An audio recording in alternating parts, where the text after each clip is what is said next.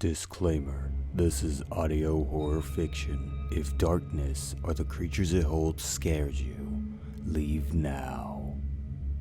Still listening? Good. Then let's begin. I have a story to tell about one of my imaginary friends. I don't know if it's the scariest story, but it's a real one, so I thought I'd type it up and share it here. But it requires a bit of background before I get to the real crux of it. I hope you'll bear with me. When I was young, my family lived in a small rural town in Virginia. It was the kind of town where no one locked their doors. It was bordered by patches of old farmland and forest, and the yards were huge and sprawling, many with fruit orchards at the back. The street I was on didn't have any other children on it, unfortunately, but I had a few friends at school, and we went on hay rides, picked pumpkins, and visited each other often. At home, I probably would have been lonely, except, like many children, I had imaginary friends to keep me company. What maybe made me different from other kids was the sheer number of imaginary friends that I had, and the very specific circumstances in which they showed up. There was a little boy that played with me in my room at night. I remember I used to make fun of him for wearing a dress, this weird, lacy blue thing, and he would scowl and throw blocks at my head and sulk, and sometimes disappear entirely for days on end. So I learned to stop teasing him about it. Years later, I realized it was an old-fashioned nightgown, the kind that both little boys and little girls used to wear. Maybe I had seen it in a book, or on TV, and incorporated it into my daydreams. At the time, I just knew he was dressed funny. We played with his toy trains, which he could send spinning through the air, something I never got the knack of myself, but thought was a lot of fun. Sometimes he would bring them out while I was eating dinner with my family, and I'd point them out to my parents, the trains dancing around the ceiling. They laughed and told me they couldn't see them, which annoyed me at first, but I eventually got used to it. The one time I remember my parents being concerned about any of my imaginary companions was when I had said I'd made friends with a man named Michael, a young man in old-fashioned clothes, with a funny cap, and he always carried a stick over his left shoulder. I told them that I met him in an orchard, and that now we were boyfriend and girlfriend, that we were going to get married. This naturally concerned them a bit, which I found baffling at the time, but once I chattered away at Michael in front of them, they calmed down. Obviously, this was yet another of my cadre of imaginary friends, not a strange man preying on their daughter. Then there was Judy, the only one of my friends that did occasionally frighten me. Even I couldn't see her. She was just a voice and an invisible presence, but we played all the time in my room, always during the day, wild games that usually resulted in enormous messes that I, not Judy, got yelled at for, which I always thought was completely unfair. What frightened me was that she had a temper. When we fought, she'd throw things at me until I burst into tears, and then she'd apologize over and over until I forgave her. We fought and made up constantly. My parents thought it was cute, I think. The list of imaginary friends and comrades goes on, probably more than anyone here would be interested in hearing about. I had them everywhere. There was the girl on the wall by the playground. She only came out sometimes, during cloudy days. I don't know if she came out at night. I never went to the playground after dark, of course. And there were the eyes in the magnolia tree. I called them my squirrel friends, and they freaked my babysitter out, even though she couldn't see them. None of these figures seemed malevolent to me, though, like I said, sometimes Judy's temper scared me. But considering that I was a bit of a scaredy cat as a kid, terrified of skeletons and prone to hiding my face and shrieking in terror whenever the Wizard of Oz or Sea Witch from The Little Mermaid came on TV, it's no wonder that my imaginary friends never worried my parents. They must have seemed both funny and harmless, maybe even healthy for a kid with no one to play with during the day. Besides, they had other things to worry about. Though all I knew at the time was that my mom was sick a lot, I now know she was having miscarriage after miscarriage, almost always of twins, which probably made it worse. They wanted me to have a sibling, a little brother or sister to play with, but something kept going wrong. I didn't wind up getting my little brother until later, when we had moved to South Carolina. On top of that, my dad was always away for work, sometimes for weeks at a time. My mom was very quiet and distracted back then, with the end result that she seldom noticed when I disappeared for hours on end. I don't think this made her a bad parent. As I recall, a lot of my friends' parents were the same way. I certainly ran amok mostly unsupervised at my friend Marcus's house too, throughout the cornfields and forest near his house. It was a safe, sleepy town. There was no reason to worry. Years later, I came to the same conclusion as my parents. Wow, I had a crazy imagination. All those things must have been a combination of dreams and play acting and wishful thinking. I was a weird kid who didn't have a lot of friends outside of school. My parents didn't have a lot of time for me, and clearly I was making up for the lack in my own head. But recently, something happened that made me start thinking back. There's one thing, just one, that really makes me wonder if more was going on then than just the overactive imagination of a lonely kid. You see, the year I turned 6, something happened to Marcus. I didn't understand what happened then. I was a kid, and at the time, it wasn't something that especially frightened me. It did upset me, but I was a kid. Kids get over strange events easily, especially when distracted by other, even stranger events. We moved pretty soon after it happened, and my mind was occupied with worry over that, over the friends I was leaving, over whether I would make new friends in my new home, over whether my mom really would let me get a puppy, over the new little brother I was being promised, and whether my parents would love him more than me. Normal worries, but all-encompassing ones for a 6-year-old. I didn't have a lot of friends at school back in Virginia, maybe because I talked to myself so often back then, but I did have one really good friend, my best friend, Marcus. He was a bit of an oddball himself, a goofy-looking kid covered in freckles, with red curly hair like Ronald McDonald, and a giant mouth that was always laughing or smiling wider than seemed humanly possible. I liked him a lot, and he loved hearing my stories about my invisible companions. Judy hated him, so we usually played outside when he visited. He would troop around with Michael and me, listening to me prattle on. I'd convey Michael's occasional comments, and we all had fun exploring, climbing trees, finding the best hiding places and secret fortresses. I visited him too. His house was an old farmhouse from an earlier century, probably the 1700s or 1800s, I'm not sure. It had a barn and a silo that was out of use and rusting away, which we were forbidden to go near, but we occasionally snuck in through the side door anyway. We used it as a clubhouse, but his parents always yelled if they figured out that we had been in there. They said it was old and dangerous, and kept threatening that eventually they were going to tear it down. We kept sneaking in though, sneaking in flashlights and blankets and stuffed animals that his parents repeatedly cleared back out. Eventually, they boarded up the door so that we couldn't get in anymore. I remember the day we discovered the boards, how we pried at them for ages and then sulked back to the house, full of splinters. Anyway, like I said earlier, his house was surrounded by cornfields. Many of them had scarecrows, which somehow sparked an idea in our heads. Somehow, who knows how the minds of kids work, but at some point we came up with the Scarecrow Game. This was the game we played most, at school, at his home or mine, wherever. The object of the game was this. One of us would play the scarecrow, standing perfectly still, hands outstretched and head down, not moving, totally silent. And the other would do their damnedest to make the scarecrow move or jump or make a noise. This could be done by trying to either scare the scarecrow or make them laugh. You could pretend to be an elephant, or make funny faces, or sneak up behind them and shout as loud as you could. As I was a giant fraidy cat, and also rather excitable to boot, it quickly became apparent that I was a horrible scarecrow. My turns never lasted long, especially because Marcus could pull some truly spectacular faces. Even now, nearly 2 decades later, I still remember his impression of a giraffe being born and can't help laughing. He had a gift for comedy even at 6 years of age. Even adults cracked up constantly around him. I was less adept, or maybe Marcus just had nerves of steel and the patience of a much older kid, because he could stand there for what seemed like hours, probably no more than 10 minutes, but time passes differently when you're a kid. And often the game would finally end when his arms just got too tired for him to hold up any longer. This never happened to me, mind. Like I said, I was a horrible scarecrow. In kindergarten, Marcus and I were paired up as partners. The way our class worked, each pair had a task to complete. Ours was to clean up and stack the blocks back in their treasure chest after morning and afternoon play periods. So, when Marcus didn't come in, I always noticed and fumed. He was leaving me with all the work.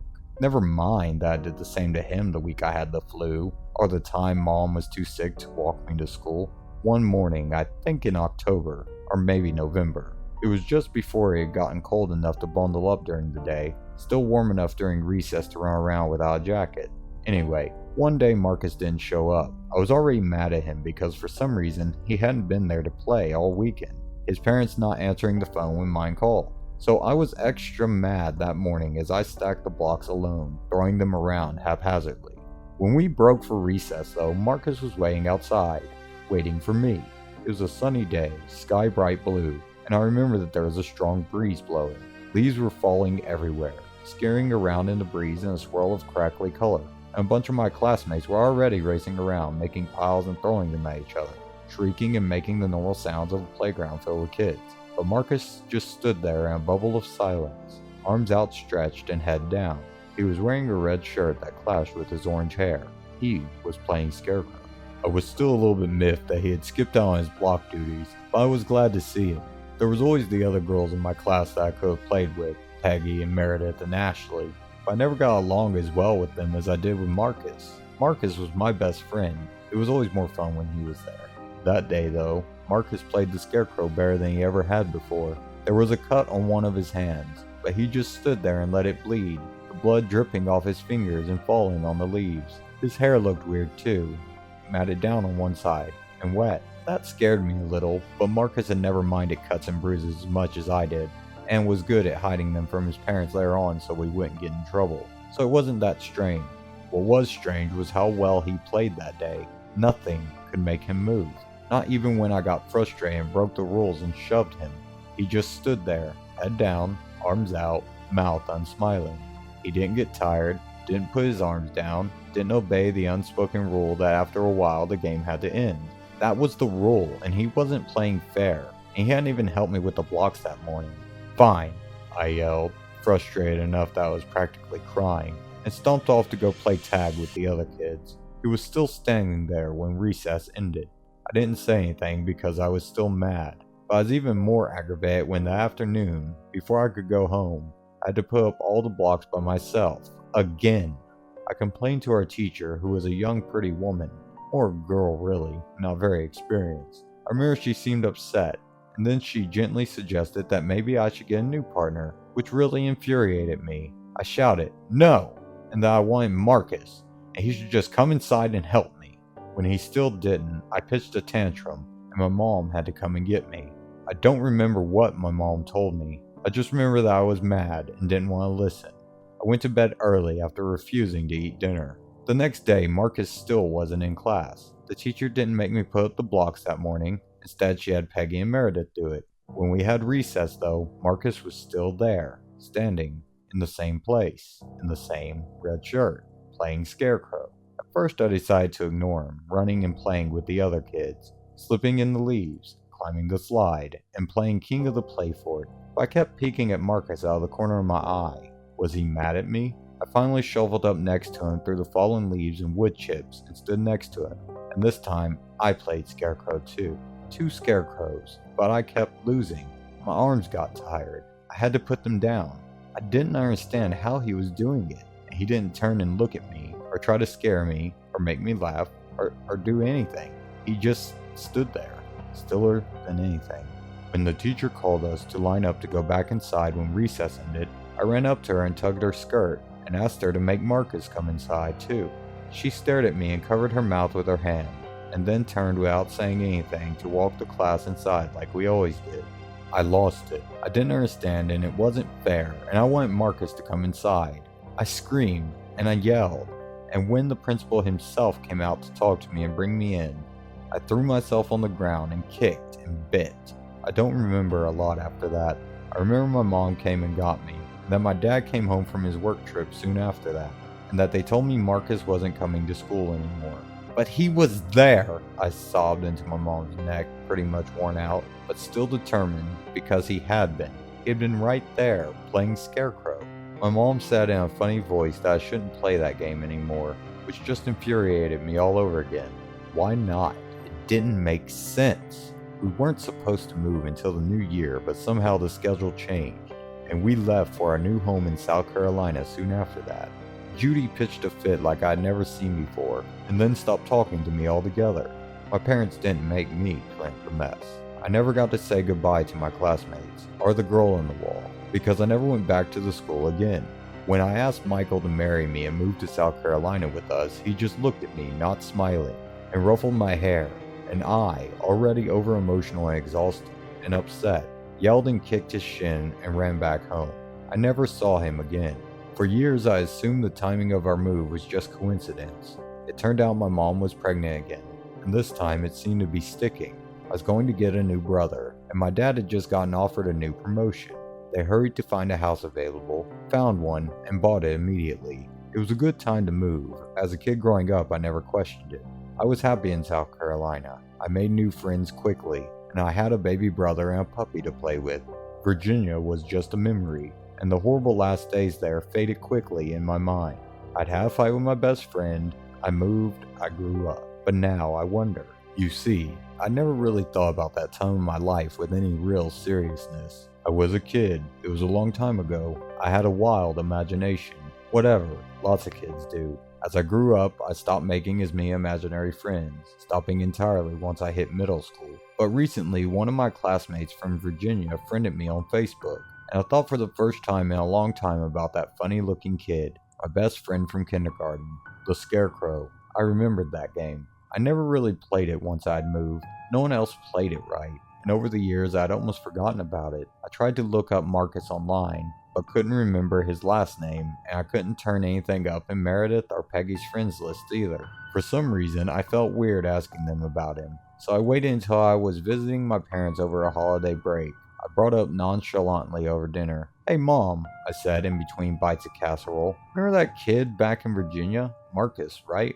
I don't remember his last name, do you?" "Oh, honey," my mom said, and reached across the tail and patted my hand. "We worried so much about you after that happened." I took a deep breath and made myself keep eating, and with my mouth still full, mumbled in agreement, both hoping and fearing that she'd say more. "It's so hard to lose a friend when you're that young," she continued. "And it was so sad, too. We were so relieved that the move seemed to help you deal with losing him." "Right," I said, and tried not to look how I felt, which was like I was about to pass out face down in my plate. The rest of the conversation passed in a haze, like I was hearing my family talk from far away, underwater. My brother was asking curious, and my parents were telling him about little Marcus Brown, how he had contracted what his parents thought was a bad cold over the weekend. A cold that had turned out to be tetanus. By the time they had taken him to the doctor, the case of lockjaw was so bad he could barely breathe, could barely move at all. He'd found a new way into the silo, something we had always plotted to do.